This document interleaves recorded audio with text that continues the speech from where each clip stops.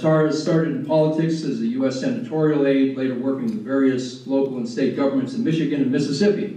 She served as committee clerk and state attorney for the U.S. Senate Judiciary Subcommittee on Immigration, and also has lobbied for nonprofit organizations such as the American Cancer Society. She earned a bachelor's degree in environmental policy from the University of Michigan, a Juris Doctor from the University of Detroit Mercy School of Law, and a Master of Laws from American University College in Washington College of Law. So, Tara, please, your presentation. Hi, everyone.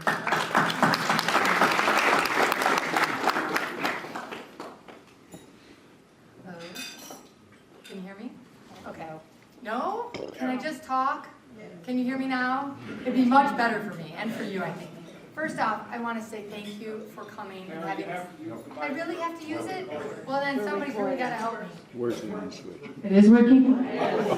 So sorry. First off, I want to thank you all for coming out tonight, because one of the things that academics like to do is talk about these issues all the time, and people always walk the other way. So it's really nice to come into a room and have people who want to talk with us about these issues. Secondly, I want to make sure that I thank David for hosting and putting this together. And I want to thank many of my students who drove all the way from downtown to come out and participate. I'm really happy to be here because I think we all share a really common story. We're all immigrants. We all have skin in this game, don't we? It's a different story and a different public policy discussion than any other, because each one of us has a rich immigration story. If I went around the room and asked you, you'd delight in telling me where your grandparents or great-grandparents came from. I'm a second-generation immigrant from Poland and Italy. My father grew up in Hamtramck, Michigan, which is a Polish ghetto, and lived above a butcher shop and made his life, made his way to get a PhD, etc. We all have those stories, and that's why this evening tonight gives us a great chance to sort of talk about something that we hold really dear. It's not away from us, it's right within us.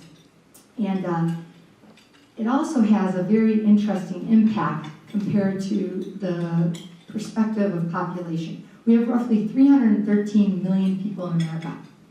We have 1 million immigrants who come authorized. We have about another 500,000 that come unauthorized, which we like to put the label on as illegal, right? So Rob, our moderator, helped me with the math. So if this isn't right, I'm going to blame him. But that is, in perspective of this room and the population that's in this room, it's less than 1 person. So if you look, that's the perspective of the population and how that impacts us if we look at each other in terms of the population as a problem. So I just want to start the conversation with that. And I also have to apologize that I'm getting to a place in my life where I need my notes. Can you believe it? I used to memorize everything, but I need my notes, so if I have to look down, I apologize. First off, I'm going to go very briefly through an historical kind of walk down our immigration history. It's not going to be peppered with every single piece of legislation that ever was. It's going to hit the highlights, okay? And so if I miss something that you hold near and dear to you as in terms of legislation, I'm sorry, but I wanted to nod to a certain trend that we have that illustrates a conflict that we see witnessed in the debate that we're going to have tonight of sorts. And I don't mean debate in he said, she said, but I mean in the conversation of ideas. And that's the conflict that we have within wanting to court people to America, court our immigrants, and as long as they sort of meet the requirements that America has at the time, with the tension of when we no longer necessarily want those immigrants in our borders. And that's said way too simply for the complexity of the problem. But that tension, that thread, is seen through our immigration policy as we go through the historical development. Okay, so it's a brief sort of discussion of where did we come from, why are we here, how did we get here with our immigration policy? Okay, so historically, immigration laws have been arbitrary. There's always been this constant flux of ignoring the states and the federal government, ignoring the economic realities and the economic interdependence between immigrants and our needs between economically as well as in westward expansion. So there's this flux, right? Where we need them, we have this tension, but yet we don't want them. And it's been characterized by a little bit of a collective ambivalence unless we don't like the immigration that's going on, right? We ignore it unless we don't like it. It sounds like a lot of public policy that we have. So let's begin with, with unrestricted immigration that happened pretty much between 1492 and 1874. Now listen, the dates don't really mean much, but what means a lot to me is the time period that we had unrestricted immigration. And if I start talking fast, it's because I only have a few minutes to get through a whole lot of stuff. And it's also because I get really excited about this stuff. So we have a long period of time where we have totally unrestricted immigration. Now, we know what the social implications were or are right now of having slavery for 300 years before we ended slavery. Now, I want you to contrast that with sort of the institutionalized issues that arise when you have this many years of unrestricted immigration and what that means in terms of our understanding and desires with it. Okay, of course, I would be amiss if I didn't say, you know, the first immigrants that came to North America across the Bering Straits from Siberia, and that's who we really know as one nation people now, Native Americans, and they crossed through the Alaska, and then Christopher Columbus, who landed the Bahamas in the 1400s, right, who started the European colonization. So you all know that. But we don't often nod to the first settlements of Spain and Florida or northern Mexico or Texas. Those are important origins. We always turn to Jamestown, don't we? We always turn to Jamestown as the origin of us, which sort of makes us feel good because we're Anglo, and most of our socialization of our children comes through textbooks written by people that like that story, but that's not our story completely, right? Okay, and we're thankful to the Dutch who founded New Amsterdam, that gave us Manhattan, and we're also thankful to the French who gave us New Orleans and Louisiana. And there was this free flow of immigration, okay? And so the story that we're talking about tonight is a long period of open door policy in the United States. It wasn't really until Benjamin Franklin fretted publicly and used his ownership of the press to be wary of the many Germans that were taking over Pennsylvania, and all of a sudden Pennsylvania was going to be a German-speaking state, and holy moly, what are we going to do about it? And so all of a sudden the tension started to build, right? Maybe we have too many immigrants. Maybe we have too many of one kind of immigrant. Does that sound familiar? Some immigrants are okay, some immigrants aren't okay. Who gets to decide? Who has access to media? I'm not saying one way or the other, I'm just saying we need to think about that critically as we go through tonight. Okay, so it's at this point where during the colonization, the framers are even sort of itching that maybe we're swollen with certain European colonists and certain, even too much slavery, right? And really the movement towards ending slavery really took foothold then. But at that time, guess who had the right to govern immigration policy? It wasn't the federal government, okay, because federalism was alive then. And you all know what federalism means. It means states had rights because of a little thing called the 10th Amendment. Uh-oh, yeah, I went the wrong way. Oh, geez Louise, okay. 10th Amendment's not there, but the rest of the Constitution is, so at least make you think of the 10th Amendment. And what does the 10th Amendment think? The 10th Amendment says if it's not enumerated to the federal government or prohibited to the states, it's the state's reserved rights. So during this time, historically, states took on the responsibility to govern immigration. And the reason why I think this is important is because it's a nod to our current debate that we sort of went through the last few years with Arizona's Senate Bill 1070 and states trying to take back their reserved powers to deal with immigration because they didn't feel like the federal government was really satisfying their citizens' needs. And so I just have to pepper that in there because the 10th Amendment is real and it's at play still. We like to ignore it because we like to make nationize everything, but it's still part of a conversation, at least on the state level, through state legislatures. Okay, so after we had the grumbling of Benjamin Franklin, we had in the 1790s the passage of what's called the Naturalization Act, and it attempted to create a national uniform policy on what we were going to do with people that came into America. It was trying to establish citizenship. That's different than immigration policy. So our very first federalized law regarding immigration didn't really have anything to do with immigration at all. It had to do with defining citizenship. I can't stand it. I can't go further without looking to the authority of how the federal government could do that if that's a state's reserve power. So I know this is terribly boring, but I have to do it anyway. We have to look at the Constitution because that's where we get the power to have the federal government govern immigration laws through that Naturalization Act. And that comes from two places. One is in Article 1, Section 8, to establish a uniform rule of naturalization. The second, of course, is in the 14th Amendment. All persons born or naturalized in the United States are citizens of the United States.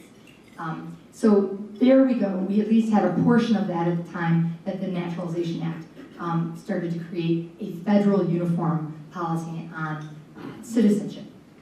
All right. Now listen, we then flirted with the Alien and Sedition Act. And that was where we started to expel people because they were unfavorable in some way.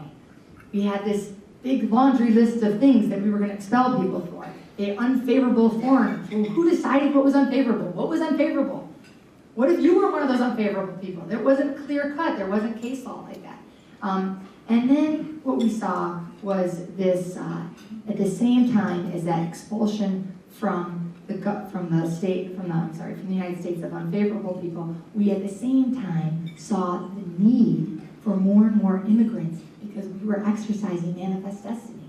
We wanted to westward expand, right? So we had this contradictory, I'm bringing up contradictory things because I think the conversation that Tim and Edwin are going to have shows the tension that we have. That tension's not new. We've always had contradictory immigration policies. Here we're passing the Naturalization Act, trying to create citizenship, expelling people because they're unfavorable, yet we're courting immigrants and passing things like the Homestead Act, saying, hey, go out west, if you live there for 5 years, you can become a citizen. Do you see that contradictory policy? We still have that now, right? How do we see that now? We see that with the ability to enter a public school, get some forms of assistance, at least use our infrastructure in our hospitals, but yet say, no, you're unauthorized to be in our, and that's a tension, right, of conflicting policies. Okay, back to what I'm supposed to be talking about, right? All right, so the next, from unrestricted, became the first exclusion laws from 1875 to 1920. And I have to tell you, it really doesn't look that much different, just insert different ethnicities, right? It was the Chinese that we were all up in arms about. We don't want those Chinese people because, they work so hard, they're going to take all of our jobs. Boy, that sounds really familiar to me. So the exclusion laws in the late 1800s targeted criminals, prostitutes, and Chinese laborers. We also tacked on lunatics and those who were likely to be in public charge, and that means people who couldn't support themselves. So we started to exclude people more aggressively. And then we established the Bureau of Immigration, and they began making requirements like learning English as a requirement to admissibility into our country and citizenship. And we moved forward, and as we move forward, we again continue to cut the tether between states' rights and the federal government. I say that because federalism is not just important for immigration, it's important on lots of public policy debates, but this issue is really important because if left to states, we might have a different public policy debate tonight. And so I just gotta keep on reminding you that we kept moving from states' rights to a more centralized form of governing immigration policy. So in the late 1800s, early 1900s, we continued that centralized aspect of giving the federal government, empowering them through executive agencies, the Bureau of Immigration, to take on the regulatory responsibility of that sector of our society. Okay, so despite the proliferation of exclusionary laws, we had at this time period 30 million immigrants. 30 million, that was 15% of our population. Okay, we have the exclusionary laws, we don't want those people, but yet we have 50%. To compare it to today, we have 12% of our population being foreign-born. Now that doesn't mean illegal immigrants, that just means foreign-born. And that's an important distinction. Okay, now that growing exclusionary laws, you know what that fed? It's fed the part of us that we don't like to talk about a lot. It's that Thomas Hobbes part of us, that bestial tendencies, the part where we become racist, we become biased, become religiously select. We don't like people because of where they come from. So exclusionary laws started to breed more and more of a societal acceptance to be biased. Because, hey, if there's a federal law excluding people, it's okay, right? Sound like Plessy v. Ferguson, separate is equal? Sounds a lot like it to me. I'm not taking a side, I'm just saying we see in public policy and history a mirroring of events. So beyond exclusion after exclusion came something called quota system. Okay, the quota system, and I'm sorry that you might not be able to see it, but you can at least pictorially see it. And so we moved on from beyond exclusion into setting quotas. So it wasn't good enough just to exclude people. We had to set quotas. Hey, only 350,000 immigrants can come a year. And guess what? Only 3% can come from one origin. That's pretty tight. Okay, and so that's kind of what we moved into. Now here's the hiccup that illustrates why we have the issue we have today. Those in the Western Hemisphere were excluded from the quota system. Canada, Mexico, Caribbean, they weren't included in the quota system. So we continue to foster contradictory immigration policy by allowing one immigrant population to have an open door policy, taking foothold in our country and establishing sort of the American pathology with us, right? And yet we excluded others. This is an interesting, I guess I think it's interesting. You guys are looking at me like, I'm not sure it's interesting to you. Okay, let's shift over to World War II. What happens, yes. Remember, I'm just doing a thumbnail sketch. I'm not hitting everything, I'm just hitting the big stuff. We saw the end of quotas, and we shifted into refugee resettlement time. That was when we treated not necessarily Hispanic Americans or Eastern Europeans with a bias. We treated people who had some tie with the Communist Party, because that's what the Cold War was all about, right? The proliferation of communism. That was going to somehow kill democracy, and we were all going to die. And what's interesting is it ended quotas, but it continued this contradictory tendency in which we expanded expulsion. We went back to expulsion, and guess what we did? We added political affiliation. So you don't just get expelled if you're one type of ethnicity. You get expelled if you ever were a card-carrying communist, or you had friends who were, or you looked and smiled at somebody, okay? And that's interesting as a constitutionalist, right? Because what that makes us think about is our civil liberties and whether the civil liberties really ever are applied consistently through our history. Okay, and I've got to mention that as we're ending quotas, but yet we're getting rid of our Japanese Americans and putting them in detainee camps for 3 years and taking their property, we are moving into the civil rights movement, right? And so during this period, we have the 1965, so it's 1964 civil rights? 64. 65 was the Voting Rights Act, and 65 was also an immigration civil rights bill. I have to sometimes do that because I'm not always good at remembering. 1964, the Civil Rights Act passed. 1965, we had the Voting Rights Act, as well as an immigration law that tried to end the discriminatory practices of the federal government based on race, ethnicity, etc. Coming off of the heels of detaining our Japanese American friends. Okay, so what else do we have in World War II, though, before we get to the civil rights movement, though? I went too fast. We had a shortage, an economic shortage of workers, didn't we? Right? So what did we do?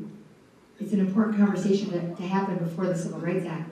We brought in a whole bunch of people. We courted a whole 5 million Mexicans to deal with the labor shortage. We said, please, we're going to starve. We have nobody working our agricultural fields, right? And then it wasn't but 12 years later, we institute Operation Wetback and kicked them all out. Again, the tension in our history. All right. So let's fast forward to 1986. There's a lot of stuff that happened between that, but I guess where I want to go is sort of the main themes, okay? And I think it's important to move forward after we have a nod to the fact that we embraced immigration as a civil right, in a sense, and no longer had federal policy that discriminated based on ethnicity and religion. And we shifted into a time in which we tried to use a carrot and a stick approach. You know, you all understand what a carrot and stick approach is in public policy. we're gonna dangle the carrot out for you, and then we're also gonna use the stick, and if the carrot didn't work, the stick sure will. So what we did is, the carrot was, we told illegal immigrants, hey, if you apply and are responsible, you can apply for legal status and have an amnesty of sorts, right? But then we told employers, hey, if you hire someone unauthorized, we're going to give you heavy sanctions. That's the carrot and the stick approach that happened in the 1980s. And then when we shifted into, and a lot more happened there, but again, main themes. In 1996, we went into a mode that I think we are living through today, which is where we changed the criminalization of the way we treated felons. We had the Immigration Reform and Responsibility Act, and what we did is we took aggravated, the criminalization of the aggravated felons. We broadened, if an immigrant had a felony, we broadened the definition. Okay, so we made it even more bad. I didn't do that very well. Let me try it again. We broadened the definition of an aggravated felony so that if you were an immigrant, there was a broader scope to fit you in. So it was easier to characterize you as a criminal and an aggravated felony than it was a regular person. The reason why that's important is because that began the dialogue, the narrative that we're having, that all immigrants are somehow tied to criminalization. We also added to that speedy deportation, and we added a bar of re-entry into the United States from 3 to 10 years, denial of public benefits, whole lot of stuff that changed our conversation with immigrants, one from seeking their human rights, right, because migration can be seen as a human right, to one that looks a lot different than that. By 9/11, we really shifted into the federal government instituting laws and enforcing laws that tried to target certain immigrant populations over others based on what happened in 9/11 and what we thought happened. We also passed something called the Real ID of 2005, demanding proof of citizenship to get driver's license. And of course, we began our building of our wall, our 850 miles of wall. It's going to solve all of our problems. And Dave is telling me to wrap it up, so I'm going to wrap it up. This is what I want to tell you about this. And I have lots of slides that just really aren't anything more than what you know that we feel and we see in our narrative, which is that we have lots of Americans in our country that are foreign born. Many of them come authorized, many of them come unauthorized. We also have a narrative that Edwin and Tim are going to talk about what is this problem really? Is it one that immigration enforcement isn't done? Is it one that we have too many immigrants, or is that really a problem? Is it that immigrants are all criminals? Is it that they're using too much of our public services? Are we really even talking about the right groups of people? Who is the largest ethnicity that's coming into America? Our dialogue is all about Latin American descendants. Is that really accurate? Are immigrant populations really using that many services compared to tax that they spend? And do we really want to continue the conversation of immigration as an economic issue and not as a human rights issue? And how can we tie those together so that we can satisfy all of the individuals at the table? If we're just afraid that there's not going to be enough, there's not room for one more person at the table, what does that say about us as people? And so I think I'm going to pass it off to Edmund. All right, thank you. So here to make the case for immigration reform is Edwin Enciso, who is the campaign coordinator for Comprehensive Immigration Reform Now.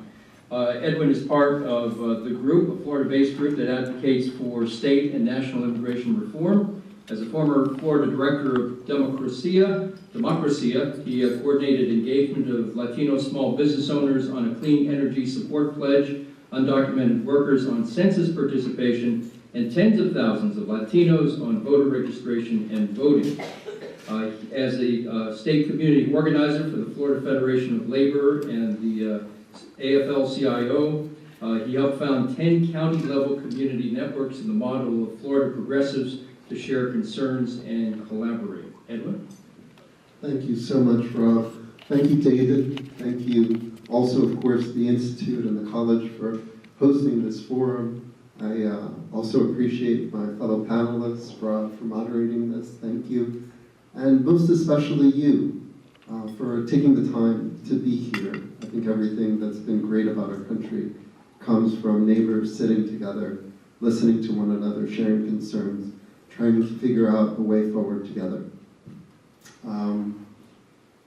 I'm really, really glad you had this discussion of history. I promised David that I wouldn't repeat what you already covered, but so what I'm going to do is I'm going to drill deeper into some of the things that you just heard. I want to start with the story of a gentleman who was a small businessman, trying to make his way through life, but due to economic factors, we'll call him Juan for now, his business failed, despite his best efforts. So he had to literally move to a neighboring country. And there he did his best to try to make ends meet. He worked for a little while as a teacher, but things in that country actually didn't work out either. And so he became aware of an opportunity where he would make arrangements for transportation to the United States. And then, thanks to that transportation, he would then be in debt to the people who moved him. And after several years, he'd be able to work off that debt and hopefully make a better life for himself and his family. The funny thing is that I'm not talking about, the guy's actual name is John, and he's a Scotsman who was born in the late 17th century. We were very lucky that we have a 3-year diary of his life as an indentured servant in the United States. How many, and this question goes out especially to the youth in the room, by the time of the revolution, what percentage of people do you think made up the colonists as a result of indentured servitude, who came to this country as a result of indentured servitude? So really, really interesting. The number might surprise you.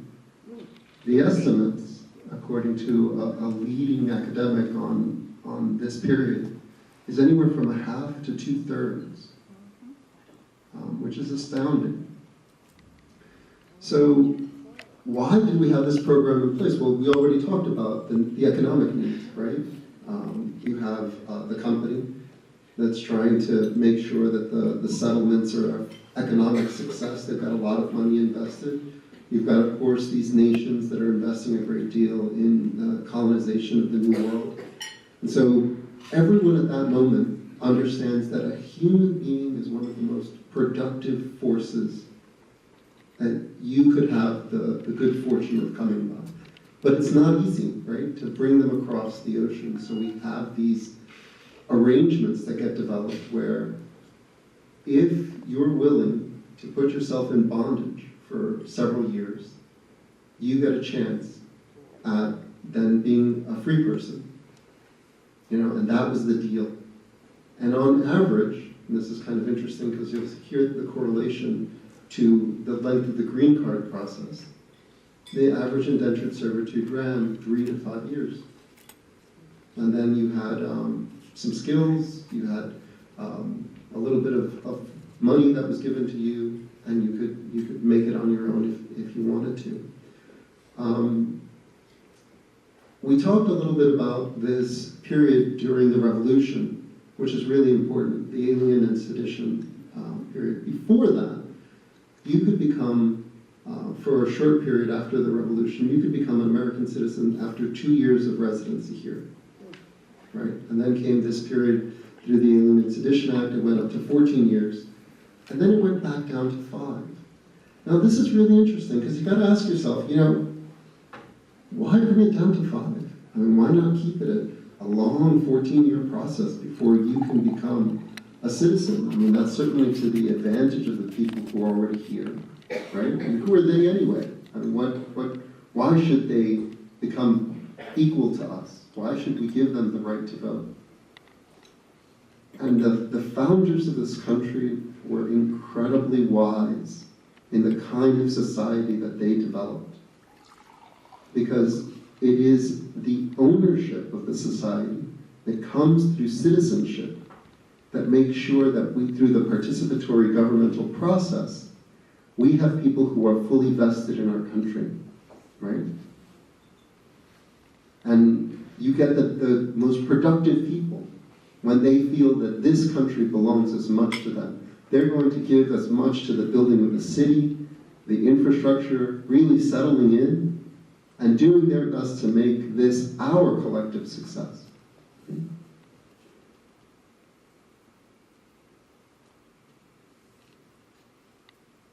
And this is one of these funny documents that you have a copy of. This comes from the Boston College of Law, the Brooker collection. But it was understood that there was something also immoral about having a human being who didn't have the right equality with us. It was looked down on. And it's an interesting thing that this, in some ways, also has a strong corollary to this anti-slavery, the abolitionist movement, and the problem that we had with that. And it's a very good thing about our society at the time, that it was repugnant to us that we would take advantage of people who were economically desperate and just leave them in a perpetual state of bondage. I mean, sure, they could have given them legal residency, right? You get everything except the right to vote, the right to be a representative of your community, right? To represent them in town, in City Hall, or to rise from there to state positions, or who knows, to Congress and to take a place there at this table of citizens trying to figure out, how to run our country. So this process runs into a problem that was already mentioned, the Chinese Exclusion Act, because the deal was for white men. So around the mid-1800s, we have the development of the push for railroad. You have this large influx of, or I should say the last half of the 1800s. You have this large influx of workers, both from Europe to build the eastern portions of the railroad. You have from Asia to build the western portion of the railroads. And through that process, suddenly you have a large number of people. And what to do, right? Because they want rights, they want to run their towns, their communities, they want involvement and participation. And you get this horrible thing that happens, this Chinese Exclusion Act. And this is important because it's the first time that you have this idea that we can zero out immigration. Now, I don't know if people have this impression that because this law passed, that suddenly there were no more immigrants from Asia coming in. But that didn't change. What changed, and this is where we run into problems, what changed was making sure that they couldn't ever have political power. It made them illegal, right? And now subject to this process of being criminals for the act of coming to the country and helping to contribute to our country. We'll come back to this idea because it plays a part in what we're dealing with now. She showed us a similar graph. There's two lines here. The one that's at the top is the percentage of immigrants. And that graph starts at the 1850s, which is the earliest that we have this data, and runs all the way through 2011. The second one is just raw numbers, numbers of people. But as was mentioned earlier, the percentage has been higher, and it's really governed by economics. So as you needed workers for the industrialization of the country, you brought them in. And then as you had these factories and assembly lines and eventually robotics and so on, the need for workers goes down. One of the things that also started to happen, though, is around the 1850s, the percentage of people with a high school education went from 50% of the population all the way up to what is now, I think, 90% of the population have the high school education. What that did is it also created a set of expectations, which is that they wanted better jobs, the American dream. But there's still all sorts of agricultural jobs, sanitation jobs, raw, like entry-level positions, and low, what is called education workers. And that gap was filled by drawing people in from abroad.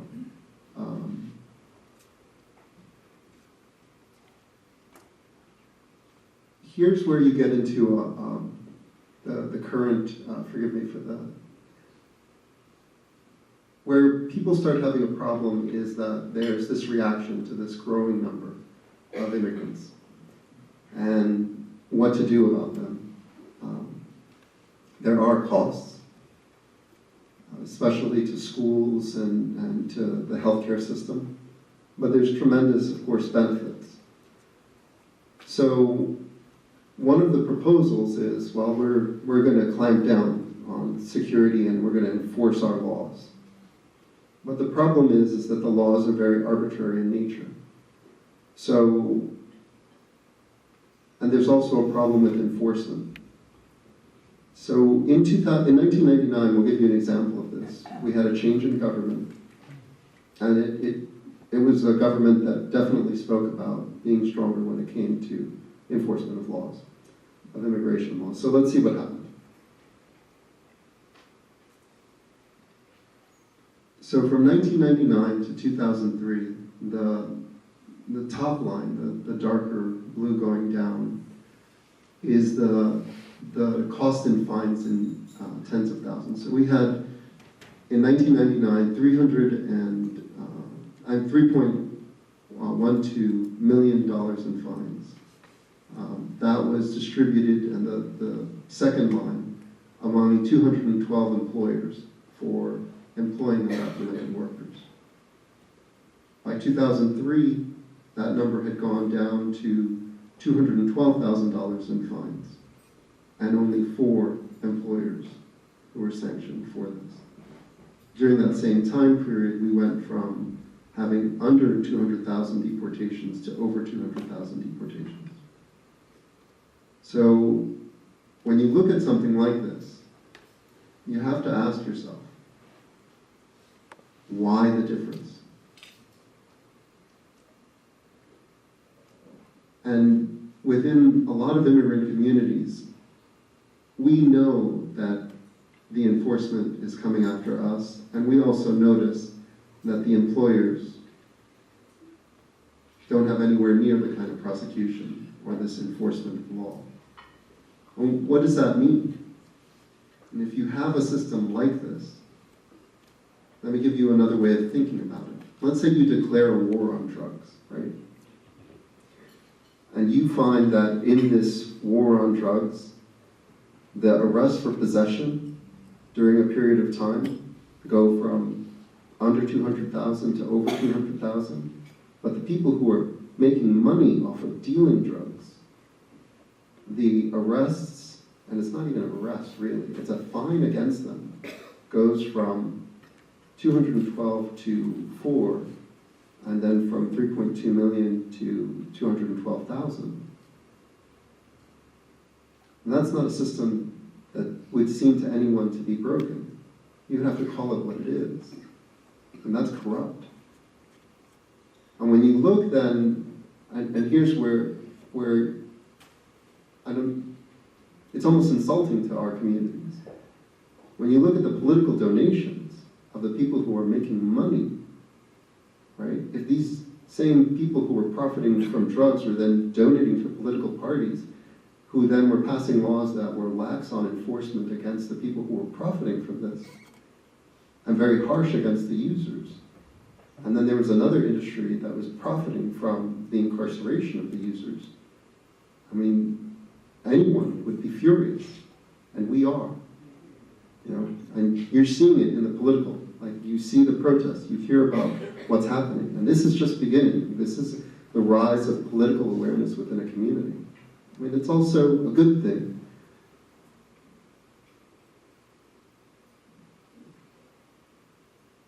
You know, enforcement, and a lot of people talk about enforcement, has gone up. I mean, there's an incredible investment. But again, what's the point of this? What does this do? So here we have from 2003, the top line is the border enforcement, the midline is internal enforcement, or ICE as they're more commonly known. So we went from over 3 billion to shy of 6 billion on interior enforcement, and we practically doubled border enforcement during that same period. But as I showed you on the graph before, immigration continues to go up.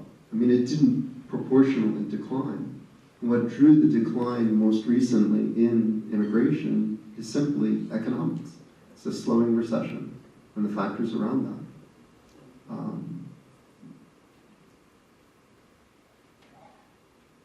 The real problem that this creates is this fear within this community.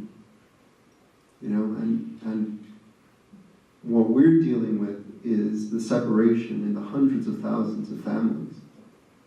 And we understand that there has to be enforcement for criminal elements, but the most recent report showed that at 14% of violent crimes.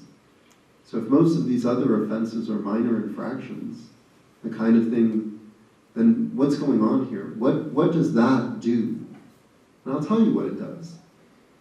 It means for a person that if you're used to being able to previously, before 2000, being able to go home and visit a dying relative, you know, that you can do that. Or let's say you want to do this temporarily. But when you're dealing with this, you're afraid. You're afraid of people coming in and persecuting your communities because they know that you're afraid of calling the cops. So they pick on you. Remember when we were talking earlier about the importance of citizenship, of giving people a sense of ownership, a stake in the game? Well, we know the reasons why it's so important to do that. When you look at this chart, the bottom number shows the number of allowable visas. So this is legal immigration. That's how many people are allowed in. The second wave is the estimate of undocumented. And then above that, you have the millions of total population. So what you see is a natural trend, right? We talked about these low education workers, percentage of the population, and what you see here is literally, as the population rises, the need for these workers increases. But notice that bottom line. Remember the Chinese Exclusion Act? Right? At that point, they thought the scheme was drop it down to 0 and then criminalize these communities. Well, you can do the same thing if you have this arbitrary, ridiculous, completely based on nothing quota system, when clearly your needs of workers is in the red and you're operating on the blue, and what you're doing is you're creating a problem that really shouldn't exist, and that we're now compounding with all of these crazy measures that we're talking about. And what's the result? I mean, this is what we're heading for. We've literally come to a point where we are blaming the people who are being taken advantage of for a system of abuse that we, through our own lives, through our own laws, and that we're profiting from. The estimated profits in 2008, a Pyramid Group study, was that total economic activity, thanks to the undocumented population at that time, was $550 billion in economic activity. So you look at, not only what they produce, but then the distribution, wholesaling, retail, all of these different levels of economy that move. And you've got all of this economic activity. So why exactly are we doing this? I mean, and you have to call it racist. If you're really interested in addressing the problem of immigration, why not go after the employers? I mean, it's so much harder for them to run around and escape. They have to file taxes. You can do a study of the differences in earnings among them, and from that understand, okay, if you're making this and you have 10 employees, and this guy's making that much more, and you have less employees, why? Could it be that you're underreporting? I mean, and if you wanted to take $40 billion, if we actually had that much money to spare, thanks to Corker Hogan, and throw that into the internal investigation, I think in 1 year you could shut it all down, especially if you increase the fines. But that's not what we're talking about. We as Americans, we have to ask why. Because it's undignified. This is beneath us. Let me take us back and close here. I don't know if many of you recognize this place. It's called Buckman Tavern on Lexington Green. A lot of people think that when they think of the American Revolution, they think of people like Jefferson, Adams, and Washington. But I always think of this. Jefferson and Adams and Washington, as wonderful as they were, they did not start the American Revolution. Ladies and gentlemen, I just want to remind us, we did. Ordinary people, farmers, walking out of a tavern and saying, I am not going to allow this injustice to continue. I'm going to make a stand. I believe that what you're doing tonight, by coming, sitting, speaking about important issues of the day, and then deciding together what we're going to do about it, that's what's needed now. I don't think that Washington can do this without us. That's okay. Throughout American history, the greatest changes have always come thanks to you getting involved. So I want to thank you for being here and listening to me.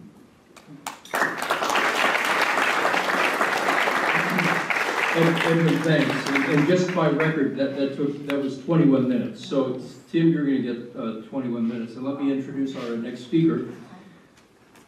Tim Curtis is co-founder and chair of the Tampa 912 Project, a 2,000-plus member volunteer nonprofit organization that promotes civic education and advocacy here in the Tampa Bay area.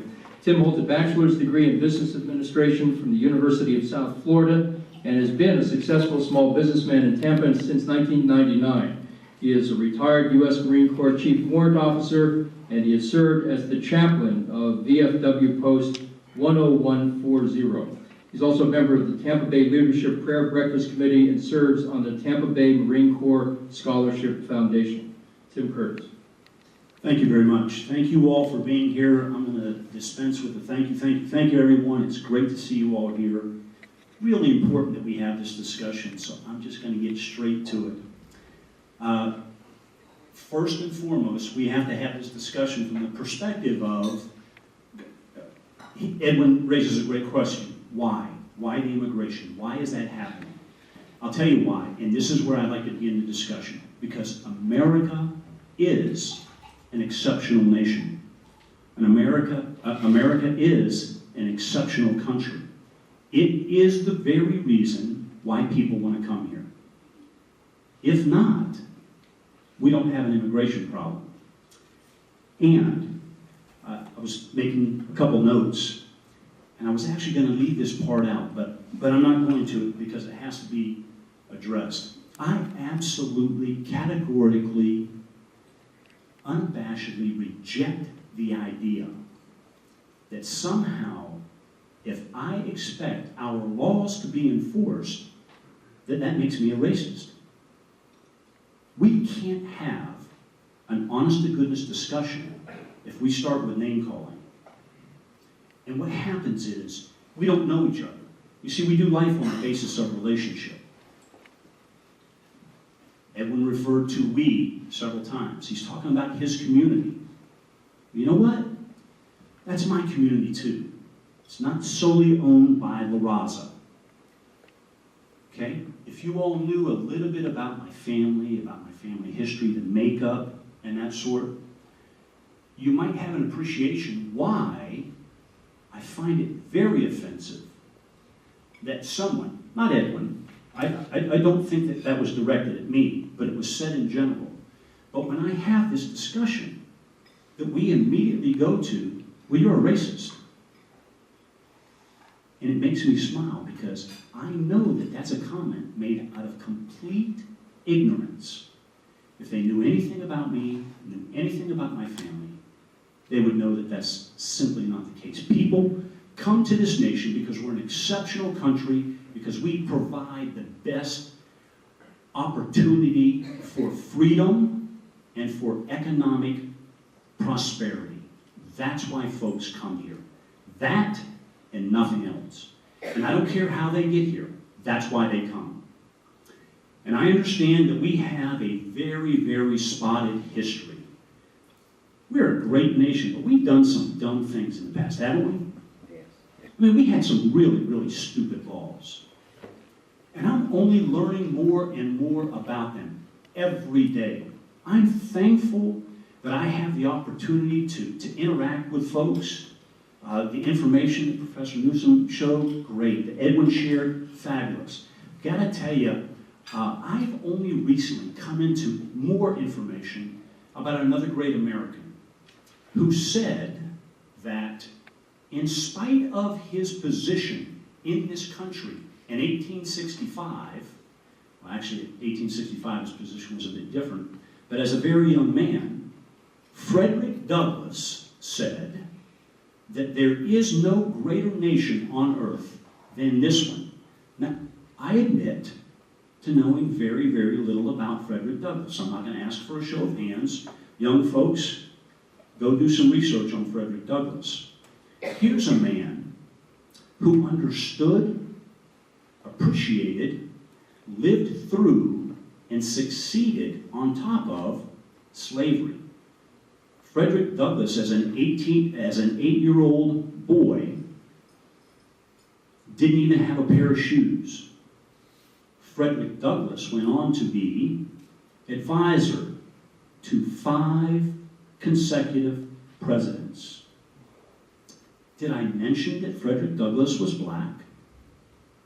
Did I mention that Frederick Douglass was born into slavery? Did I mention that Frederick Douglass went on to retire in this nation, in spite of the dumb things that we do? And I don't want to sugarcoat it. We do some dumb things. But I honestly believe with all of my heart, with all of my soul, that there are more things that unite us than those that separate us. And when we focus on that which separates us, that's when we have a problem. Now, that was all inspired by some of the stuff that went on before. I should probably refer to my notes. I'm not going to take nearly 21 minutes. I'm interested in hearing from you all and responding to you all. But it was even more interesting for me that initially, when I was, some of the information that I got, it kind of billed me as anti-immigration. And again, it made me smile. Because I can sit here and tell you confidently that I speak for 99% of the folks who comprise Tea Party groups and 9/12 groups. We are all in support of immigration and immigration reform. I'll even go so far as to tell you that we're in support of comprehensive immigration reform. Now, let's talk about what makes up comprehensive immigration reform. What's the purpose of immigration reform? One of the things that we heard here tonight is about the creep of the federal government and how time after time we've had examples of federal policy that has just really mucked up the works. I love it when Professor Newsom was talking about the 10th Amendment. I'm a big 10th Amendment guy. I love that 10th Amendment. was having a conversation with somebody earlier about that very thing. We were talking about federal spending and about how do we address the economic opportunity in this nation. How do we make the best possible opportunities for folks who are in this nation? Preferably legally in this nation. Can we at least agree that if we do something, we ought to do it legally? We're mixing apples and oranges here. We're talking about felons being mistreated because they're using drugs, and this guy over here is dealing drugs. We're trying to justify bad behavior by pointing to other bad behavior. You know what? Throw them both in jail. Absolutely. We're talking about the illegals that are working here, working for some rich Republican. By the way, there are more millionaire Democrats in the United States Senate than there are Republicans. And I'm a registered Democrat, oh, by the way. Okay, so I don't discriminate. I'll beat them both up.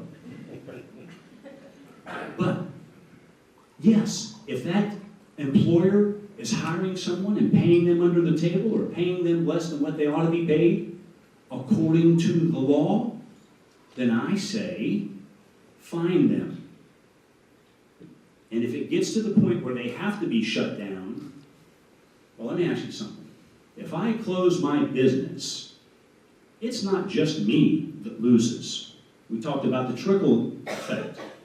I know we don't have to use that word trickle down, but ladies and gentlemen, there's a trickle effect when you shut down a business. But if someone is breaking the law, employer or employee, can we not agree that the law ought to be enforced? Listen, we have the greatest thing going here in this nation. I don't blame people for wanting to come here. But here's my approach to how we address poverty. Poverty in this nation, poverty in Mexico, and this immigration debate. And again, I heard this a little bit. I don't know if this is where Edwin was going, but this isn't about Mexican immigration. This is about our United States policy on immigration. We have immigration from all over the world. In my little business over in a small part of Tampa, Florida, I have such a diverse population of folks that come in. They come from Eastern Europe, Western Europe, they come from Mexico, they come from Central America and South America. They come from all over the world. And I'll tell you what their thought is on immigration. Because in knowing that I was coming here, I've had an opportunity to talk to some of them. And I just asked, what do you think? I know one man that spent $50,000 and waited 14 years to get his United States citizenship. It was that valuable to him. And his wife is going to be sworn in here just in the next week or so. But he went through the system, and our system is broken. I don't think anyone's going to disagree with that. But is the answer just simply to open the borders? Because there are more folks coming across that border than just folks who are looking for economic opportunity. There are bad people that are coming into this nation that want to do us harm. I'm going to go back to a graph that Edwin showed up there just real quickly because that spurred a thought. From 1999 to 2003, you saw that decline. I forget exactly what the graph was addressing. And he asked the question, what caused that? Well, I'm going to ask you all rhetorically, what happened in 2001 that impacted our nation? And we reacted. We didn't respond. And our reaction was knee-jerk in many cases. And what we're learning is, the knee-jerk reaction of that is that you and I lost some of the civil liberties that we're looking for to extend to everyone as a result of it. But what is the answer to our immigration problem? I'll tell you what I offer as a solution. You know, there are NGOs, non-government organizations, and I really like the first part of that non-government stuff. That elicit a laugh? My brother told me not to do humor in public. Nobody was going to laugh. So anyway, I really like NGOs, and here's why. Because they have the ability to go into a situation without all of the strings. I give you Syria. I give you Benghazi. Okay? They can go into a situation and address what's going on there. And the answer to immigration around the world is not to establish a quota for only the highest, best citizens from other nations to come here. Good Lord, that's exactly the wrong thing to do. Because here's what happens. We take their best and their brightest, and we bring them over here, and they get a job, and they're out in Silicon Valley, or up in Washington, D.C., or someplace else, and they're living the dream. But what did we just do when we encouraged the best and the brightest to leave India, Pakistan, Mexico, Haiti, the Dominican Republic? When we take them out of the mix in their country, what did we just do? In a very real sense, we just stole all their intellectual property. So the answer to immigration, not what we're experiencing right now, but the ongoing idea of immigration and immigration reform and immigration policy is not to bring everyone here, it's for us to go there. Let's teach them, given their resources, giving their natural resources. Edwin said, tell me again what you said about the value of a person, and that's the highest. You said it so eloquently. Right, you all remember what he said about the great value in people. Right, that's exactly correct. I remember as a young Marine, as I was teaching, I told somebody, you have a package. It's called your time, talent, and treasures. And you take your package and you sell it to the highest bidder. Well, we're taking those packages out of those other nations that need help desperately. The number of people that live around the world that live on less than $2 per day would astound you.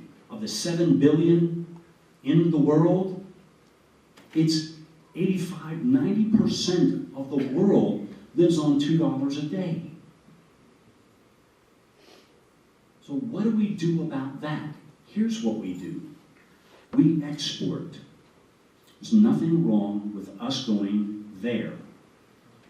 There's no way that this country can simply throw open the borders and have 6.5 billion people, 6.7 billion people. It'd be more than that.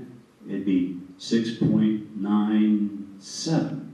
If we're 300 million, it's a big number is what I'm trying to say. The answer is not to have them come here. The answer is to teach them where they are. Edwin again referred to the low-educated voter, or the low-educated worker, the low-skilled worker. Let's teach them skills, and not through the government. And why am I so adamant about not going through the federal government? Because Professor Newsom made the case for me. You know, our Constitution is a fabulous, fabulous document.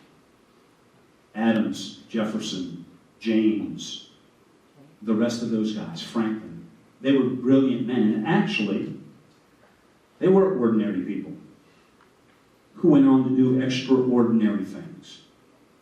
They started off just like you and I in this room. They saw a problem and they did something about it. We have a pretty ugly history when it comes to how we've treated folks coming here. We do have that crazy relationship between we want you, we don't want you. Well, here's what we do. Those that we say that we want, that we give the H1B1, HB1, it's a special kind of visa that they get to come here. High skilled. For the high-skilled workers. Let's help them build their nation. Let's help them build an economy where they have that same trickle effect that we all enjoy in this nation.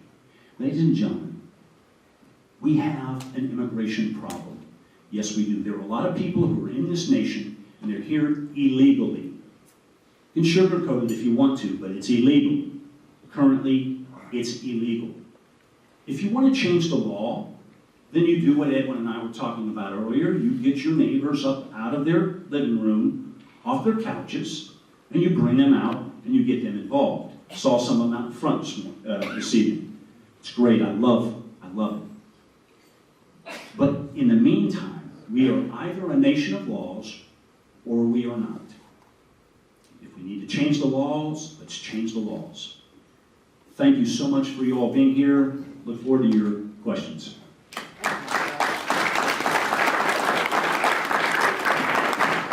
Let me ask a few questions, but I want to quickly open it up to the floor too.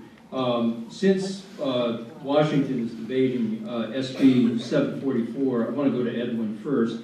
And Edwin, in 90 seconds, if you could, tell me why we need this immigration reform law. I think the most important piece is the suffering of families. I mean, this is very real to our communities, and it's incredibly destructive. We talked about the triple effect of business closures. I mean, you shut down a family when you take away a mother, a brother, a daughter.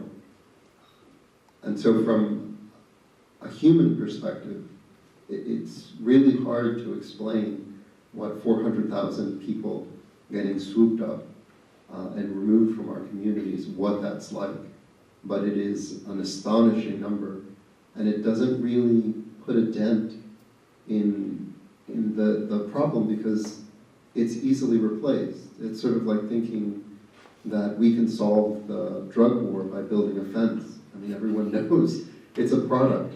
There's a high demand for it. It's going to make its way here so long as that demand is there. And there's hardly anything being done about the demand here. We've got to change the system. And I think that's one of the most important reasons why we need S744. Okay. Tim, why are you opposed? I take it you are. Why would you be opposed to the immigration law that's on the table in Washington? Because it's not going to address the problem. Very simply, it's not going to. We're going to have border enforcement, however you want to define that. 1986, we were promised we were going to have border enforcement. We started building that fence that, oh, by the way, seems to work fairly well in mitigating, didn't eliminate it. We're not talking about a one-size-fits-all, this is the absolute answer. That's not the case at all. But I can tell you, I know for certain that in San Diego County, the number of illegal immigrants that were entering was reduced when they built that fence. Okay, so it's not, the reason that I oppose this particular bill is because there are provisions of it that just simply don't make any sense. And once again, it is a reach of federalism trying to address a problem that's very much a state issue. Oregon, maybe not Oregon, Oklahoma, Nebraska, they don't have the exact same problem that Arizona has. Okay, I think that's pretty self-explanatory. What we need is immigration reform that's actually going to address the problem. And no one, no reasonable person, from my perspective, would ever, keep in mind, my caveat here is reasonable person, okay? Because there are some unreasonable people.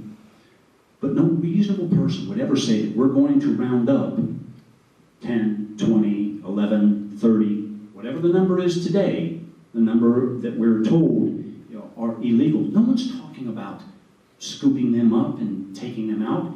If someone breaks the law and they're here illegally and they are a felon, then they need to go away. We don't need them in our communities. If you want a felon in your community, legal or illegal, raise your hand. I'll go talk to Sheriff Gene. He'll send you one. Okay. Tara, would you like to comment on anything that you've heard here so far? 1 point, just 1 point. Well, from my perspective, I'm a constitutionalist, okay, so I don't have a side other than one of the Constitution. The Constitution operationalizes the Declaration of Independence. Declaration of Independence is what we feel. The Constitution puts it into a system, like Montague intended, with the three branches of government, etc. Although I'm sensitive to the fact that we are a nation of laws, I'm also sensitive to the fact that we made our nation based on a principle of equality, unalienable rights, premised by John Locke, seeking, I have to just say it, unalienable rights that come from our Creator, whether that's God, Muhammad, a purple people eater. So when people want to express their civil liberties, our Declaration of Independence challenges them that they have a duty and a responsibility as a human being to change the government that doesn't allow for that expression. So when I'm listening to this, I'm thinking that this is a civil liberty discussion because the right of migration is a civil liberty. Okay, all right, good. Tim, let me go back to you. I mean, I think you said at the start that we need to do something about immigration. If you don't like the current law, which I think, in Tar, correct me if I'm wrong, but some of the principles are to beef up the border security to the south, to spend billions more, hire about 3,500 more border agents, to create a pathway to immigration, to legalization rather, that would take about 13 years. And to make sure that the border is secure before other significant steps are taken towards legalization of those people who are already here.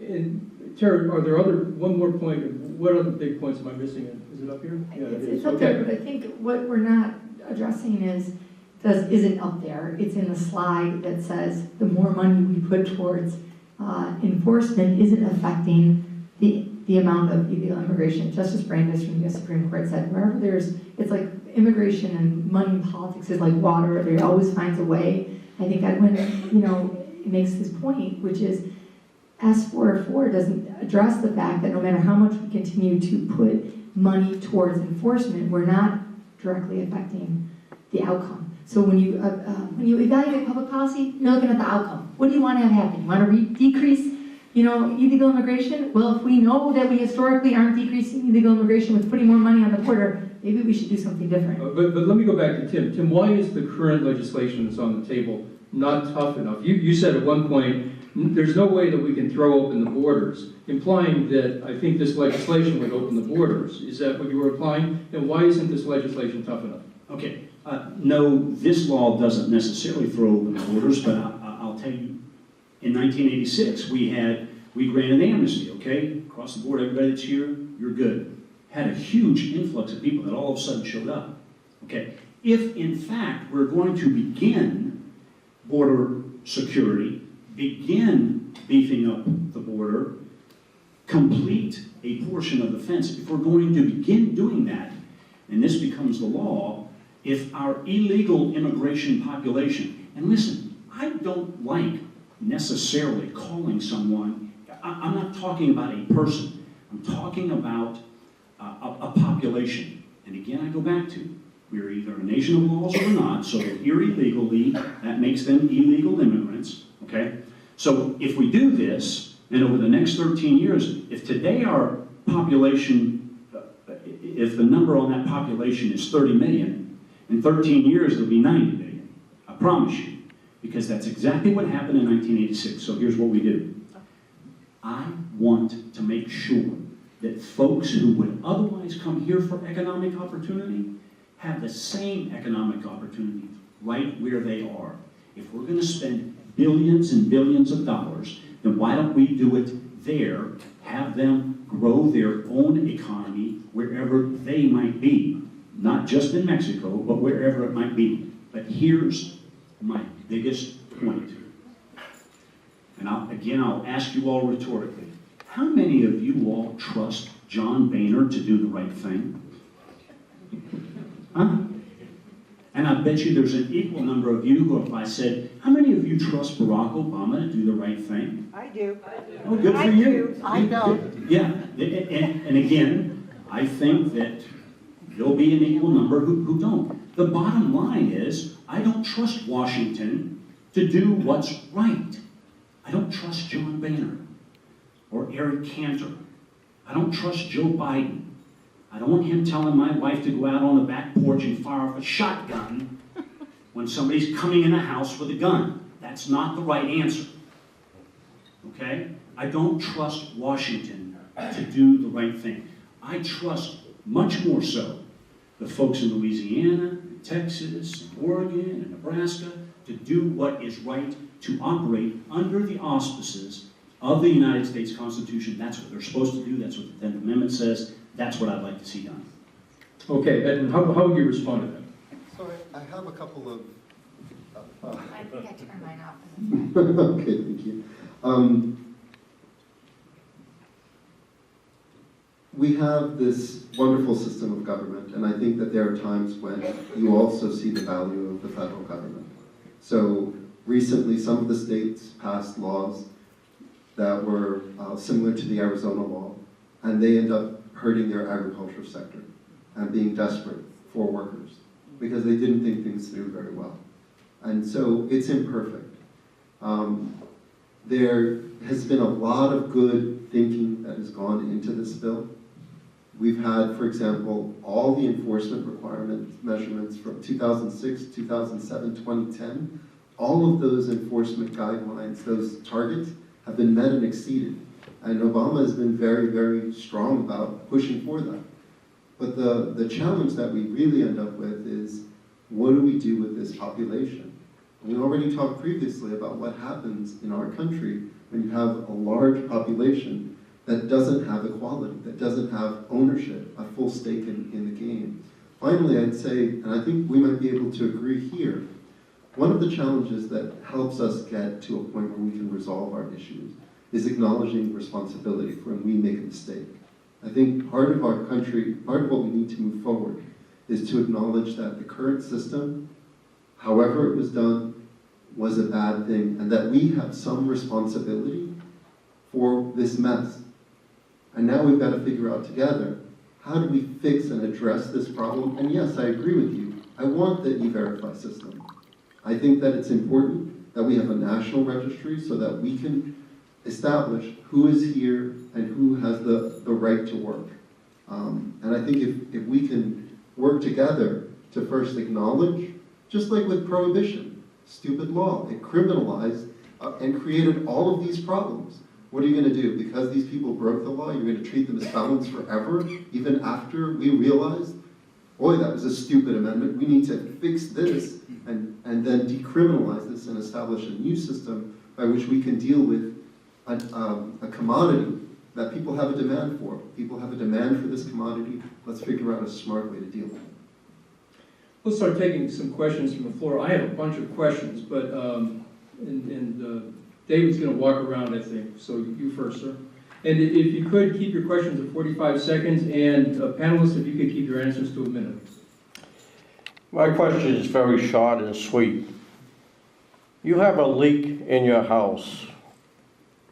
Do you let that leak, a small leak, grow bigger and bigger and bigger before the leak overwhelms you? Same thing with the border. You have a small leak at the border, you don't do anything, and it's just going to go overwhelming. So you need to fix the border first. Thank you, sir. Who would like to take that first? I appreciate that you're interested in trying to help people understand like why the border and border enforcement is important to you. I think that the analogy I would proffer by comparison is, let's say that and if we're going to use a home analogy, you have ants that are coming into your yard. It's not going to work to build a wall. You've got to figure out what's drawing them in. And maybe it's because you have a whole bunch of garbage that is smelling up, the environment and is drawing them in. I would proffer to you that we have businesses that are making $550 billion off of this. And that so long as, and I'll tell you what, and I respect you as an American businessman. I think there are a lot of business owners who want to do the right thing, but they have to compete with people who are breaking the law. We've got to fix this. And there's no way that my community is going to accept all the other fixes that other sectors want without our people being brought into full equality, into citizenship. So you're illegal? Okay. I just wanted to get the community he was talking about straight. All right. So, very simply, if someone's breaking the law, then you enforce the law. It's just that simple. And listen, it gets a whole lot easier to enforce that law when it's closer to home. The accountability, the ability to do that is much greater the closer to, you want to use a home analogy? The closer to home it is. I remember because the lawnmower of my dad would reach out if I couldn't get outside the reach of home. So, Edwin and I agree. How many of you all are surprised that there is actually tremendous agreement here? I'm not surprised at all. First of all, we've had discussions in the past, but not about this particular subject, but we've talked about things, and so I'm not surprised at all that there are areas of agreement, and that's what we need to focus on. And so if what I hear you saying is enforce the law, then I said let's enforce the law. I have to throw it in Go there, ahead, I'm so go ahead. sorry, and I won't always do this, but the only thing I want to add is that immigration is not like a home, it's someone's expression of their humanity.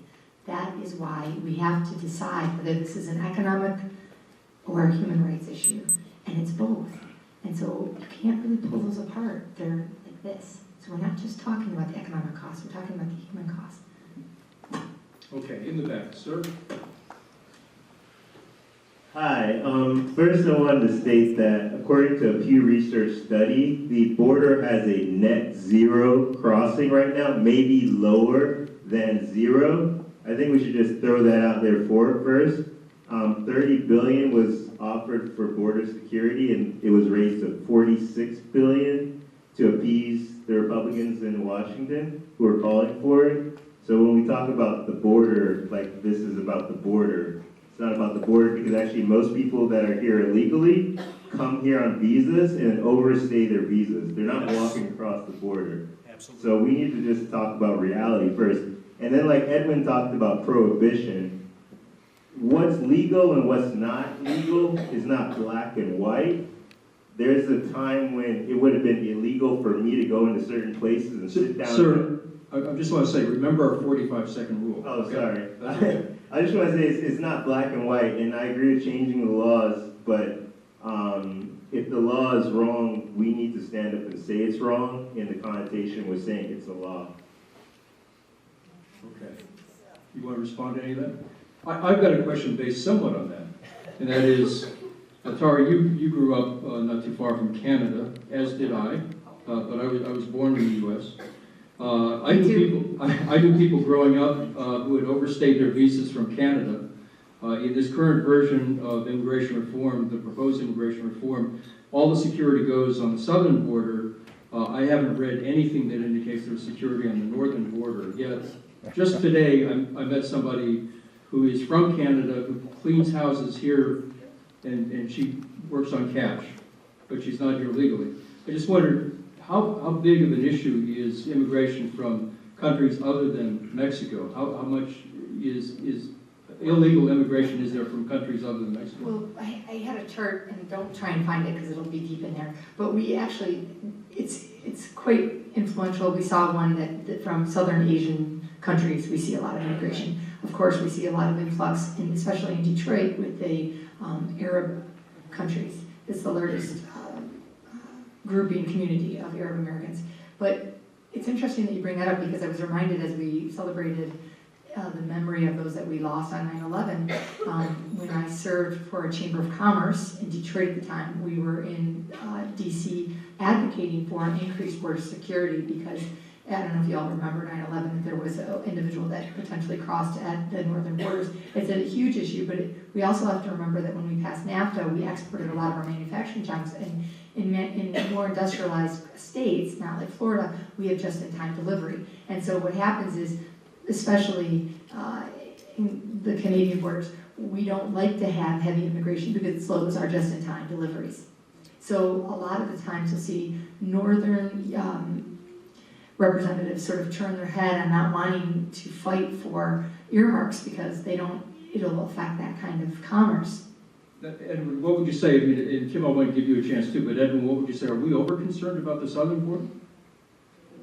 Especially when you're looking at spending $40 billion. I mean, I think everyone should be upset at the Corker-Hoven amendment. There was a reasonable compromise at the inception. You know, the first iteration, I think, had somewhere from 3 to 5 billion, you know, based on some contingencies. But, you know, if you're in education, if you're concerned about infrastructure, if you're concerned about the deficit, I mean, whatever your concern is, needlessly spending those resources, all it does is just shift immigration from other places. It's just like thinking that that's going to stop the flow of drug trafficking. Yes, I agree. The San Francisco, there's the Tucson borders has been very strongly secured, the sector, I should say.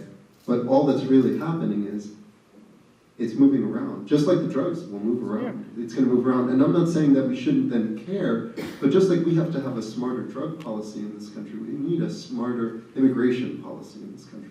Tim? And Edwin and I, again, find an area of agreement. We absolutely have to have a smarter immigration policy. We also agree on spending money foolishly, needlessly, unwisely. So you all do me a favor, please. Next election, whoever your representative is, vote for the other person, okay? Because I want to tell you something. My heartfelt belief, there's not a single one of them, and some of them I like, but there's not a single one of them that want to solve this problem. Not Republicans, not Democrats. Democrats want more voters, Republicans want more workers. They don't care. They don't want to solve this problem. This is a humanitarian problem, absolutely, when we're talking about families and that sort of thing. But there's a responsibility aspect that goes along with this as well. If you put yourself in a situation where you now have created that humanitarian situation, let's call it what it is, it's your situation that you need to resolve. That's not going to solve the problem. But again, we find areas of agreement. Republicans don't care, Democrats don't care, Democrats want voters, Republicans want workers. Let's do things through non-government organizations and help them create the economic opportunity in Mexico, in Canada.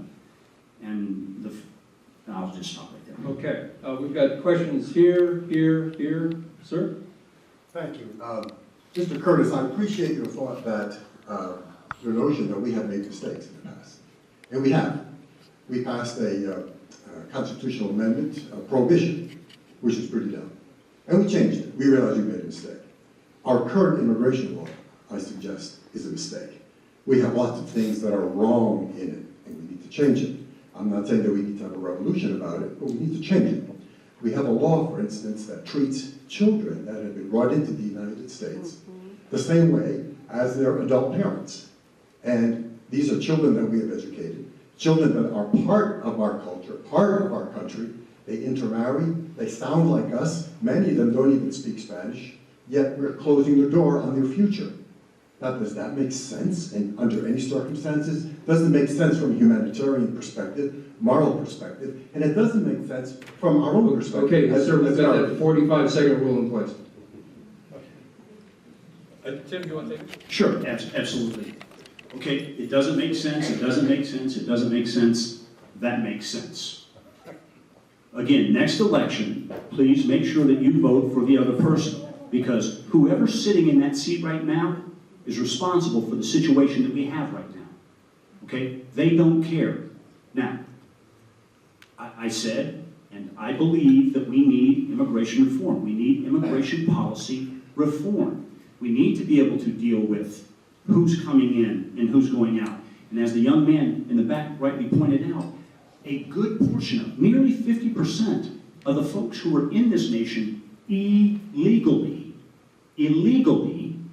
came here legally, and now they're illegal. There are folks that cross the border. Another quick story, I'll make it fast. Go ahead, 30 seconds. I had another business out in Plant City, if you're familiar with that area. Huge migrant population. They came into my store, and luckily, my seventh grade Spanish teacher was really effective, and I knew just enough Spanish to be able to communicate with these folks, and I was sending their money back to Mexico all the time. So I understand about the familial problem. I'm keenly aware of that, and I am not insensitive to that. But our problem will not be solved if all we do is throw open the border, and we effectively do that if we say that over the next 13 years, we're going to address this problem. This is the wrong legislation. I support immigration reform. Please, if you don't take anything else away from here, please know that I, as spokesman for the Tampa 912 Project, we support immigration reform. I don't want there to be any, I don't want to be misquoted on that. Tim, is there a bill in Washington that you could point us to? No, but I'm happy to write it for all of them. Okay. I'd just like to point out, though, that we haven't had a budget in 4 years. So this is a moot point, really, if you believe in balanced budget and the fact that we don't have any money to enforce this, or the efficacy of most of bills of this sort. Edwin, did you want to chime in on anything? Could I, one real quick, I want to piggyback on Professor Newsom. Listen to what she said. No budget in 4 years. Did I mention next election, whoever your representative is, vote for the other person? So let me also share a story with you that's really beautiful. These young people that were just mentioned, they're called dreamers. They have councils of groups, and there was an offer put to them, like, you will be protected, but in exchange, we will not do the same for your parents.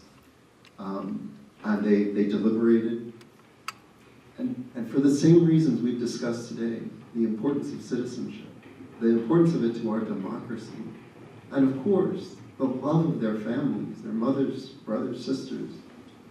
They voted to stay together, and one for all for one. I guess the point that I'd like to restate is the focus on the people who are profiting. If there were large groups of businesses that were going after the homeless population and paying them under the table and creating this workforce out of them, and then this was creating all sorts of problems with education, of course, or whatever you have, this was creating social problems. Why would we as a society be angry at the homeless population who was desperate, who was taking these jobs under the table? Wouldn't it make sense that we would go after the people or be angry at the people who were profiting? And that's where immigrant communities have so much trouble, because there isn't enough. The discussion nationally keeps going back to the border and to all of these other, and it's like, just follow the money. There's a reason why things are the way they are. In the back? Yeah, this was for Tim. I would like to respectfully correct you. Democrats and Republicans do care, because this room is comprised of Democrats and Republicans, and we are the ones that vote for them. I also wanted to point out, in Martin Luther King's letter to the Birmingham jail, he said one has not only a legal but moral responsibility to obey laws, which he agrees with you there. But conversely, one has a moral responsibility to disobey unjust laws. And as it stands right now, our immigration policy and laws, there are unjust laws. It's not just about laws, it's about human beings, and there is no black and white. Ma'am, could I ask you, what is the most unjust thing in your mind about our current immigration laws? We are sending people that are here taking jobs, or not taking jobs, but they're occupying jobs that other Americans won't take. And for them to be called criminals and then to be deported, that's unjust. You're not going to have people educated. We're not going to educate our lower educated level workers for sanitation and the agricultural industry and educate them to have bachelor's, AAs, whatever it is. They're not going to be out there, pardon my phrase, but picking fields. They're taking jobs that are putting food in our grocery stores, that are providing for other people that don't want the jobs. So I'm really confused on the, I'm not super fluent in the, in all of the immigration policy, but what I see here are problems, many of which are going untalked about. We're not talking about the real issues. These people, some of these people are paying in taxes and not getting anything back out. They're not going to the doctor because they're scared they're going to be deported. So Okay. what are the real issues? Who would like to take that? She mentioned you first, Tim. Okay. First of all, I reject completely, out of hand, the notion that Americans are angry at Mexicans over immigration. That's just simply not true. I'll tell you where the anger is directed, and you've heard me say it already. It's in Washington, D.C. It's the people who have said, who have offered and passed, voted on and passed, what you consider to be unjust laws, inhumane maybe, and listen, there are a lot of laws on the books that I believe are dumb, and we even had a Supreme Court say that one was constitutional when it's completely unconstitutional. So I don't disagree that there are probably some unjust laws, okay? But we have to go back to why we're here this evening, and this is to address those unjust laws. We do it by getting out in the community and rallying support to make sure that those unjust laws are taken care of. And then that way we have the opportunity to address the humanitarian side of it, because it absolutely has a humanitarian impact. I agree with you. Edwin, did you want? Just one of the things that I think it's important to mention when it comes to laws and the desire of people to correct things and for people to be punished. I mean, the life of persecution, this being closeted that so many undocumented communities live under is really horrible. I mean, you would have to live it to really appreciate, you know, the fear of buying a car or dealing with, you know, transportation to work, you know, being able to buy a home, like buy a business, all of these things that we take for granted. I mean, so hard to live like afraid of the police, afraid that your family is going to get whisked away. This compromise that we're looking at, 13 years, it's a 13-year probationary period. It's hard. The fines that are being asked of these people as a percentage of their annual income is heavy. And I think as a country, we're really lucky that a group of people that are contributing $550 billion to our economy, considering the way that they're treated in states like Arizona, for making us so much more money than we would have. Our population would literally be in decline. Ask a small town what that's like, if not for this population. And they still just want a chance to sit at the table with us as citizens. Edwin, let me ask you about some of the ideas that Tim has thrown out. Tim has said we ought to go back to those countries. Tim, I'm actually surprised that you're advocating foreign aid as a Tea Party guy, but your ideas are to spend billions of dollars in foreign countries to take the best and brightest in those countries, give them our techniques, and make those countries thrive and survive so they don't have to come here. And Edwin, I want to know what you think about that idea. What about taking some of the money that we would spend on immigration reform and putting it towards foreign aid to those other countries? I think the idea is important, and I think that's a part of why we have the foreign aid program. I think there's rightful critiques of some of the components of that program, and it stands to be improved, but I think that the interest in NGOs, you know, there's a lot of things, for example, the Clinton Global Initiative is one partnership between business sectors and NGOs and government officials that is a model. But that doesn't, there's still, just like there's a demand for anything and it brings it into the country, there's like our economy, a lot of times it heats up, it needs more workers than we have. If we don't bring in those workers, it stalls. And the opportunity to rise economically is lost because we don't have the people. And so I think that it's important for us to just retool this entire system so that we bring these people into the fold, we do sensible border protections, but the most important component that's going to get to where I think your concerns are about this, the 1986, and we're going to be here in another 20 years, is the E-Verify component. I think that can really put a dent in it. Tim, do you like E-Verify? I do, because there is accountability there. If you hear anything, if you learn anything about Tea Party 912 folks, we love accountability. We love accountability. Now, you mischaracterized just slightly what I said about my plan, or maybe I misspoke. I don't want to use federal funds for doing that. I said NGOs. I mean non-governmental organizations using their money. Edwin just told you, there are lots of businesses that partner.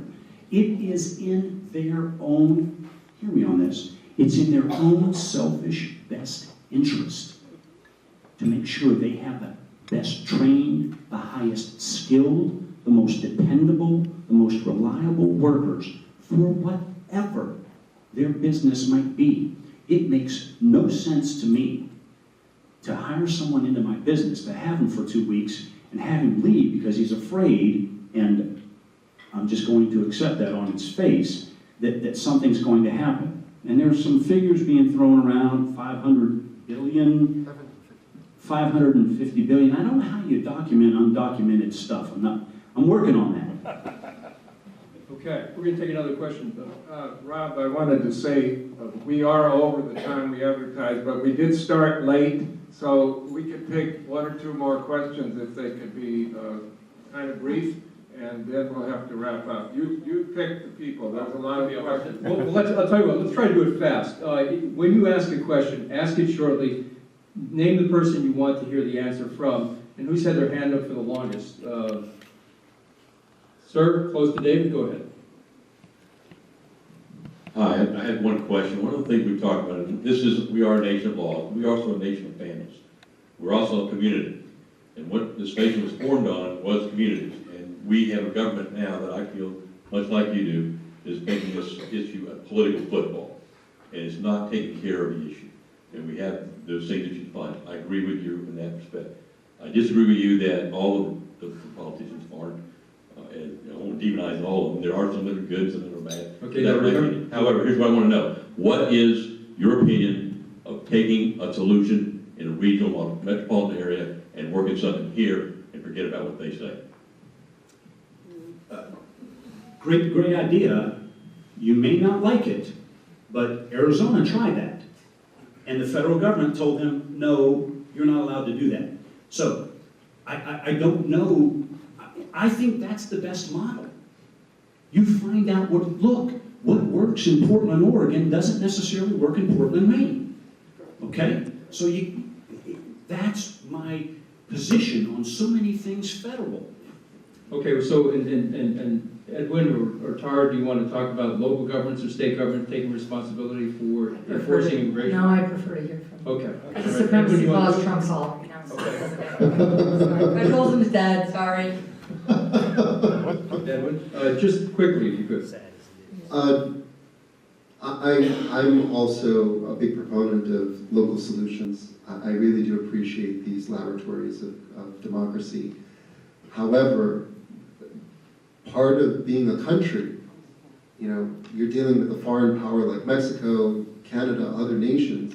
If we all start developing different immigration policies that affect foreign nationals that are in our citizens, and there's discrepancies, there are real problems with that. So I guess that's really, it's not that I don't appreciate what you're saying, it's that I think that there are some real problems. Let's go back. Who's next? David, is it the woman to your left there in the red hair? I'd like to address this primarily to you, Mr. Curtis. While I understand the rationale behind the NGOs encouraging them to go into underdeveloped nations in order to spur economic development in an effort to reduce the number of immigration, the amount of immigration into this country, have you considered, though, that many of the immigrants that come to our country are not coming strictly because of economic opportunities? They're coming here for asylum, they're coming here because they want to have residency, they want to live here because they will have an opportunity for political freedom, religious freedom, and other aspects. Has nothing to do with the economics.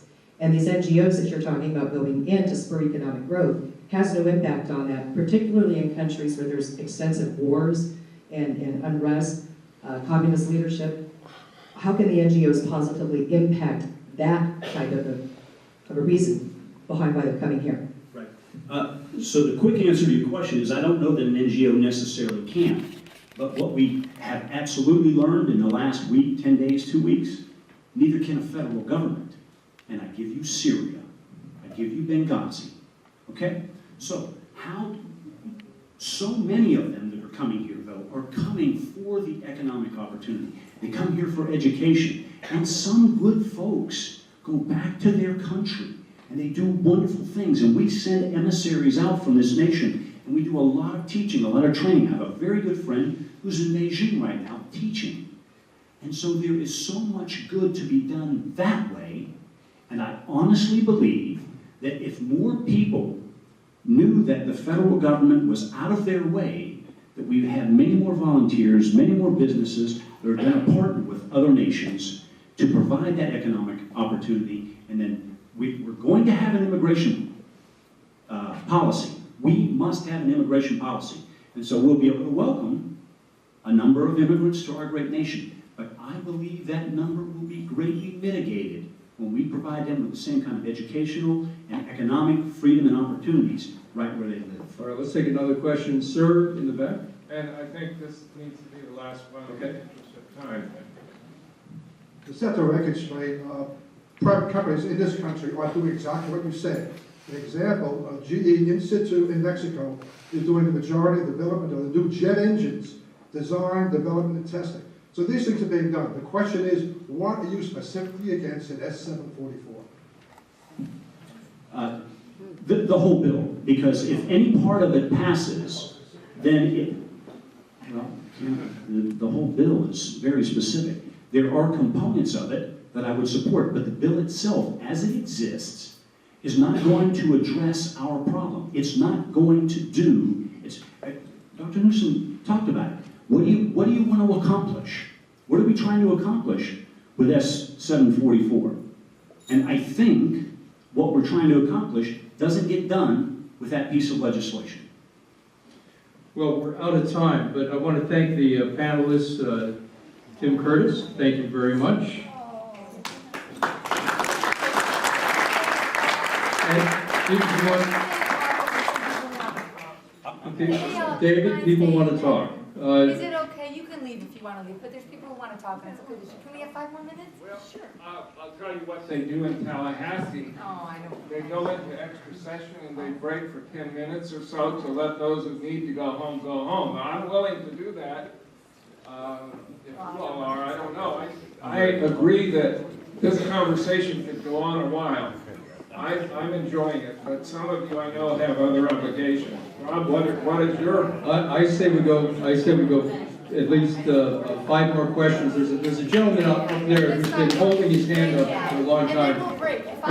5 minutes and then we'll break. And let's try to make these questions quick. Sir, in the striped tie. Yes, this is a question for both gentlemen. Since you've said that you're in favor of some type of immigration reform. Thank you. Not worrying about the details of how it would get done, but just generally, how many permanent immigrants per year would you let in? How many temporary workers would you let in, and why? Okay, the bill has provisions for making adjustments. It wasn't the bill. I'm just saying you too, if you were Congress yourself, embodied just in your... If you were to write the law. See, and actually the argument that I've been making is that there is no arbitrary number. It's going to fluctuate depending on the economy. There's going to be years where we're going to need more. And what I think you need is a smart, flexible formula that will help the American economy grow when it needs to, and that cuts back when it needs to. And so you're talking about people who are undocumented who come here temporarily, or you're talking about people that come here permanently and stay? I don't think you can separate the two because you have a quota system and only let a certain amount of people in, you've got more demand than there is availability. So they go hand in hand as far as that goes. So really that's up to the amount of people that are coming in. I guess part of it has to do with how much do you think the country can hold? Certainly 6 billion people coming in 1 year is too many, but where would each of you set the bar? Tim, is there a number that you would allow? No. Again, I hope there's a reporter in here so you can get this down. Edwin and I agree, again, there is a rational approach to this, and it adjusts as we go along. What happens is when we put it in concrete, it gets broken. It is what got us 1986. It is what got us here today. There's no reason or rationale behind why we do what we do the way we do. We need comprehensive immigration reform, and I'm happy to define for you what I believe comprehensive immigration reform means. Okay, and I hope you all come up and talk to Tim at the end and talk to Edwin at the end. Ma'am in the back? Hello, Mr. Tim. Hi there. How are you? Loving life, living large. I'm blessed and highly favored. Thank you for asking. Yes. Sir, you just kind of contradict yourself because you said that none of the bills should pass. Then you clearly went back and said, oh, maybe this part could pass. So which is it? And then on top of that, wait, hold on. Then on top of that, if your family is now eating out of this agricultural sector, which is composed mostly of Latino Americans, and we follow it your way and do it the way that you're proposing that we do it, how is your family going to eat then? We'll eat the same way that we did when I was growing up. We grew corn and potatoes and tomatoes, and I don't think I contradicted myself. What I'm saying is that law is bad. As it exists, it is bad. There are provisions of it that I would support outside of that law. I probably didn't explain that sufficiently, but that's what I meant. Well, how are you eating now? Because if you're saying that we can go back to old days, like going and farming the fields, how are you eating now? So I'm pretty sure you're going to Walmart and Sam's Club and everywhere else. You probably don't have a farm in your backyard that you're cultivating every single day. No, not every single day, but we actually do. You do? Yeah, we have... Okay, so you mean to tell me that you are not patronizing Walmart and Sam's Club and Publix and everything else? Well, no, those are those evil big corporate giants. I would never shop Sure, there. all right, thank you. Thank you, ma'am. Thank you. Who's next? Who's been holding their hand up the longest? Sir, you can see someone there? Yeah, right. Mr. Billings, yeah, Mr. Billings. Thank you, sir. I wanted to ask about legal immigration. Was there ever a time in our American history where we really effectively tracked and kept track of legal immigrants? Yes! And does the current bill or anybody considering really tracking legal immigrants to make sure that they don't overstay their visa? The one time that we tracked legal immigration effectively was through the passenger manifests. So what happened was when we had tracking passenger manifests, the Department of Commerce. So like if you came to the United States on a ship, those manifests would have to be given to the Department of Commerce, and that was an effective way of determining who came across. We didn't really pay much attention to the southern and the northern borders. So effectively, in the essence of what we considered an immigration problem. Because remember, during that time, we didn't really have any real leg in the game to legislate those coming from the southern and the northern borders. It's an unsatisfying answer. My question was, after they get here, is continuing tracking to make sure they don't overstay their visa? No, we don't. Otherwise, and the young man rightly pointed out, we wouldn't have this many folks in this nation illegally, not because they came here illegally, but because they arrived legally and they're illegal now because our immigration our visa tracking system is broken. Let's take one more question. I think the gentleman in the blue shirt. Yes, this question is addressed to Mr. Curtis. You have said you support comprehensive immigration reform and that you're happy to tell us what it is. From what I understand from what you've told us tonight, I'm going to try to summarize what your comprehensive immigration reform is. No role for the federal government, no national law on this. States set their own laws any way they want to, have their own foreign policy in the sense of immigration. NGOs having no accountability to anybody except themselves run around the world and try to develop countries elsewhere around the world. And that's your idea of comprehensive immigration reform. Do I have it right? Or if I don't, tell us exactly the main features of comprehensive immigration reform as you support it. Absolutely. Okay, I'll start at the back. No, you're exactly wrong. That's wrong. That's not a correct characterization of what I said. What I did say is that, yes, the Constitution is the document by which springs all law, including immigration law. And currently, it says that that's something that's reserved to the states. It is best handled. I think Edwin and I almost agreed on this. I'm not going to go 100%. but that these little laboratories of democracy work best. And so I'll use the example again. What works in Portland, Maine doesn't work in Portland, Oregon. So here's what we have to do. Ours is a sovereign nation, and so we have to secure the borders. And we do so for the people who are in this nation today. It is the single most best thing, it's the single most important thing, it's the single best thing we can do for anyone in this nation, legal, illegal, or otherwise. Because what's going to happen is there's going to be another event that's going to impact everyone. And it doesn't matter whether they're legal or illegal. Besides that, we have reached a point in our fiscal policy and our fiscal situation and our economic status where we can ill afford to spend another 5, 6, 8, 17 trillion dollars because no one in Washington wants to stop the spending. And so what's going to happen is this great ship known as the United States of America is going to go down, and everyone will lose. Thanks, Edwin. I think that it's important to make the distinction. And I respect state governments, I respect the 10th Amendment. However, this is the proper role for the federal government. We need a comprehensive national program. I mean, this involves other sovereign nations. You don't want to mess around with other people's citizens. And that can't be left to just whatever municipality wants to figure out immigration law and follow policy for itself. It's something that we have a responsibility to as a nation, and that is the framework that the founders, I believe, decided on when they put that together. When it comes to this particular problem, we've got to move forward very quickly. I mean, we're causing ourselves all sorts of problems internally. We're wasting all sorts of resources.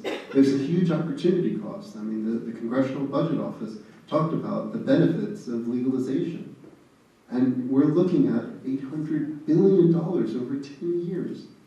I mean, that's why the Coker-Hoven Amendment came up. As soon as the CBO estimate came out, people wanted some of that money. And I'll take $40 billion of that.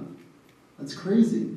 Let's just do the right thing, acknowledge, take responsibility for our mistake. We screwed up immigration. Now we've got 11 million people here who, according to these rules, shouldn't be here. Let's agree to do right by them and fix it and move on.